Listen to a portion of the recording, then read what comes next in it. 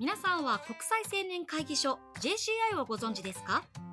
？20歳から40歳までの社会貢献の組織ジュニアチェンバーは今や世界の100カ国を超える国、5000を超える都市や地域に広がり、20万人の会員を持つネットワークとなっています。私たちの住む沖縄では60年の歴史を持つ那覇青年会議所、通称那覇 JC をはじめとして約10カ所の地区 JC が日々地域貢献のために奮闘しています。2020年は新型コロナが世界を襲いました。そのため様々な交流事業が中止となりましたが、同時に医療従事者への感謝メッセージやマスク提供、食料支援、SDGs 周知事業など、できることやるべきことにシフトチェンジしました。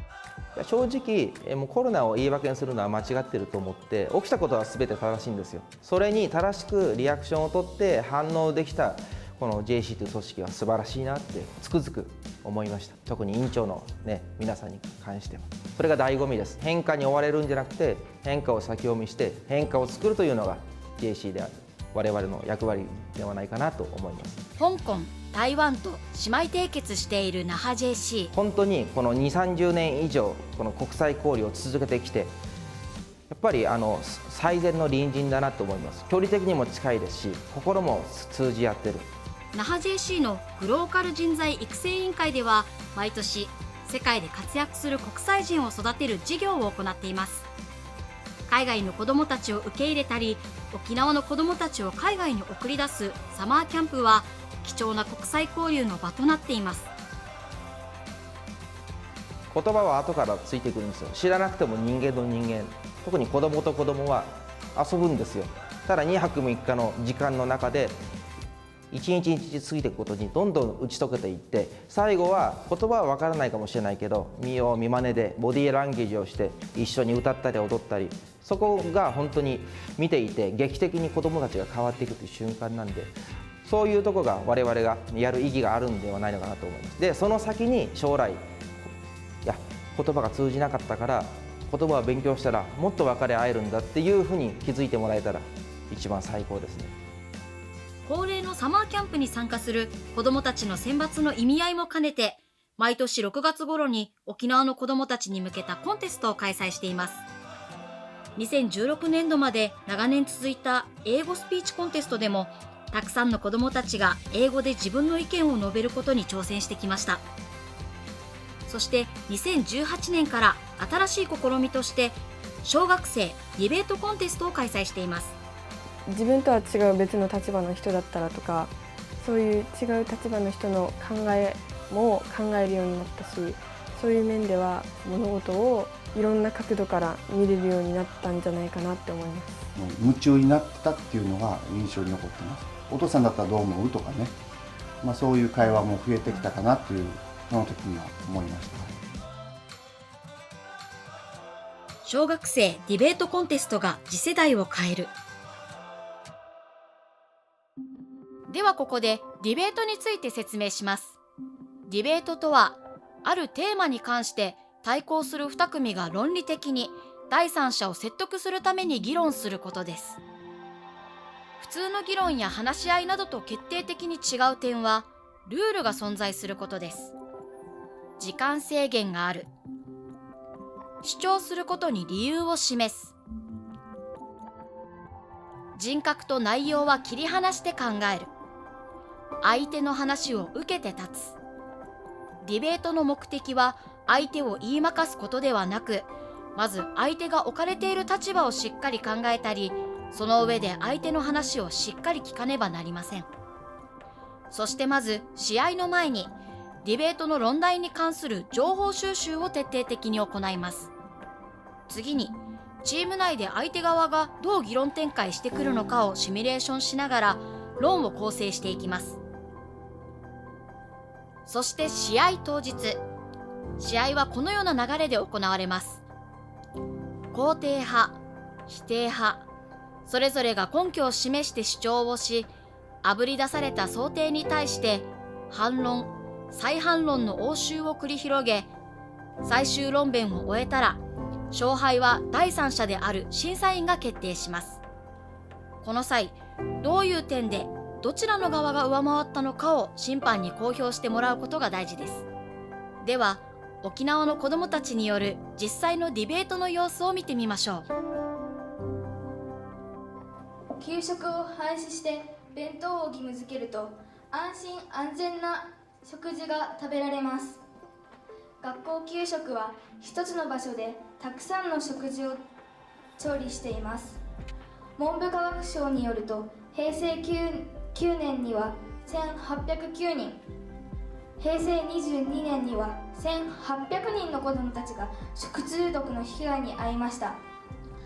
このプランから生じるデメリットを1点述べます。デメリットのラベルは児童の健康を守れなくなる、児童の健康を守れなくなるです。一般家庭で暮らしている小学4年生から6年生100名を対象に食事調査を行った結果、1日の食事の中で最もエネルギー源となっていたのは学校給食 35% だった。そして調査資料のグラフからは朝食で 21%、おやつでは 15%、夕食では 28% のエネルギー源が取れることがわかる。引用終了します。このことから現在1日の食事のエネルギー源の中で約4割を学校給食が失っている。形としてはかなり論理化されているシステムだと思いますが、その内包している内容、いわゆるグローバルな教育課題であったりね、それから多様な人々であったり、そして現地にこちらの JC の場合は子どもたちを派遣したりという意味での多様性が多く含まれていて、これから一つの事業としてとても大きな可能性を秘めているなと実は思っています。実際に高校生のディベートとかを見に行ったんですけど、初めはとってもハイレベルで自分にはできないんじゃないかって思ってしまったんですけど、やっぱり自分が新しいことにチャレンジしてみたいっていう気持ちも同時に湧き出てきたので、それで挑戦してみることにしました。最初は例えばなんかルールとかがよく分からなかったりとか、自分の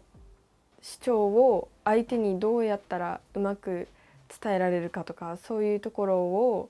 はやっぱり普段の授業とかでも習ってこなかったことなので、そこは苦戦しました。私は正直小学生にはディベートっていうのはやっぱり難しいのかなっていうのが最初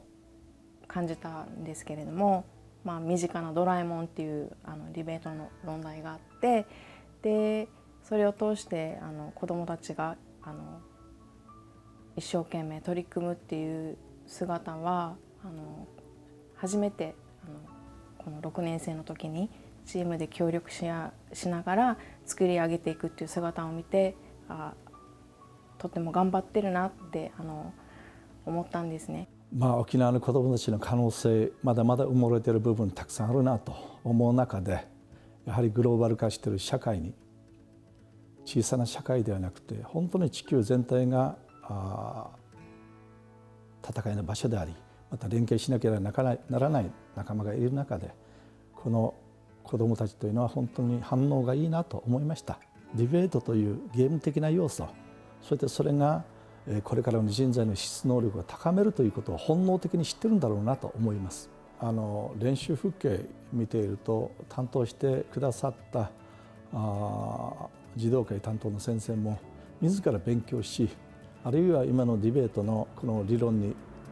批判的に迫りながらどう戦っていったらいいのかということを構築してくれました。で、子どもたちも当初はやはり単なる話し合いですね、あるいは言い合いというのがやはり公然とした場でのね、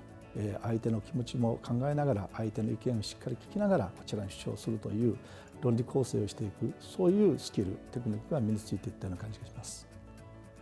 やっぱり私たちのチームは優勝するためにっていうことを目標に頑張ってきたんですけど、その中で一番対策をみんなでしたのが、その自分たちの主張を固めて、で相手に疲れる隙がないようなものにしたりとか、あとは相手側の反論を予想したりとか、その時にどんな証拠っていうか、そういうどんな資料を引っ張ってこればいいんだろうっていうのをみんなで頑張って取り組んだので、本番でも冷静にみんなで話し合いながら対応できたところが優勝につながったポイントなのかなと思います。誘いを受けるまでは全然知らなかったので、さっき言ったことだけじゃなくて、あと文章力とかいろんな資料からその根拠となるものを探し出すこととか、いろんなことが必要になってくると思うので、やっぱりぜひ広めて、自分の意見を主張したりできるようになったらいいなと思います。単に語彙の数だけではなくて、相手が納得してくれる、そして気持ちよく理解してくれる、そういう話しぶりというのは年月をかけて育てていく必要があると思います。それを幼少の頃からそのような考え方に立って言語能力を高めていくということはとても大事なんですね。で、ディベートというのは先ほどはスキル、論理、構成、主張という話をしましたけれども、実はそれ以上に重要なことは、そういうスキルを持ってツールを持って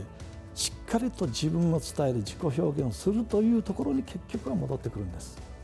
そうすることによって本当の自分らしさ、自分が言いたいことが本当に相手に伝わったということの喜びを実は感じることができるからなんですね。ぜひその辺もまた皆さんも合わせて考えて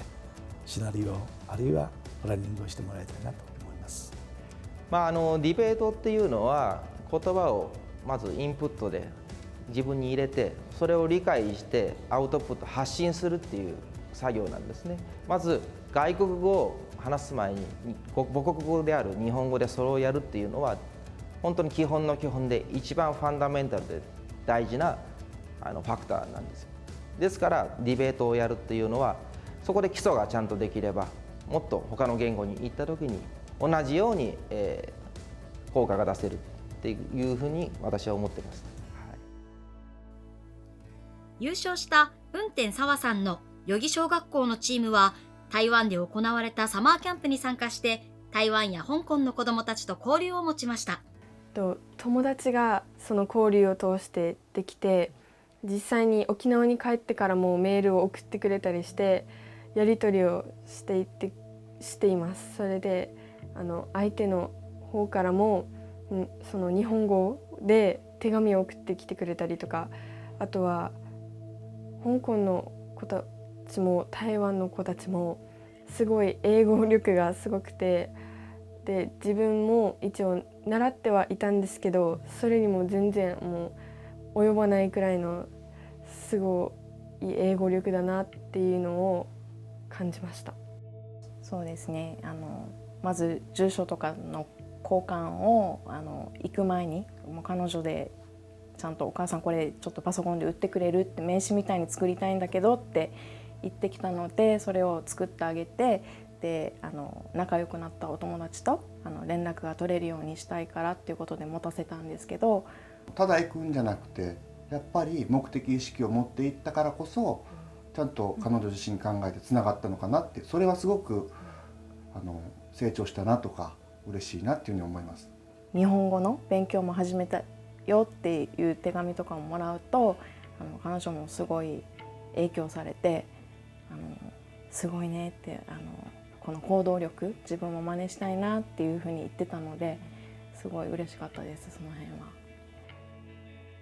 会ったことは1回しかないんですけど、やっぱりやり取りをする中でその心が通じ合えるというか、大人になっても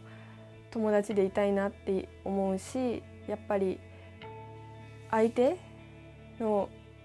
国とかその文化であったりとか、旅行に行っても外国の友達を作るって難しいじゃないですか。だからそういう友達がいることはとっても心強い存在だと思います。それこそもう願ったり叶ったりで、僕らの言ってることが押し付けではなくてちゃんと感じ取って続けていただいてってことが本当に心から嬉しいですし、またそのね運転さんのようなお友達がそれを見て見よう見まねでそれがどんどん広がっていけば、もっとこの沖縄世界が良くなると思いますね。 JCI 那覇と海外のつながり、香港の、JCI 香港ノースディストリクトは、締結してから23、4年ですね。で台湾の台北崇拝、青年会議所は姉妹締結をしてからもう30年今年で経ちます。本当にこの2、30年以上この国際交流を続けてきて、やっぱり最善の隣人だなと思います。距離的にも近いですし、心も通じ合ってる。でお互い言葉は違いますけれども、言葉の壁を越えて、なおかつお互いの地域の子どもたちを交流させる。いつまでもそういうベストフレンドでもありたいですし、この友情は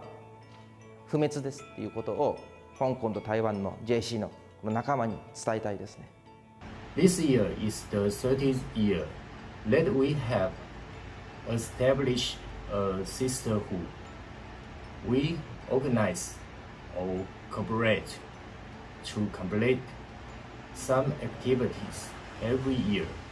such as children's international summer camps, cross-border surveys. Naha JC committed to providing an international platform for members to have more exchange with members from other countries. Naha JC is our best friend and family. I hope our friendship will last forever, and also hope to bring more international vision and communication to our members. Hi everyone, JCI Naha Chapter President Kinta Suzuki.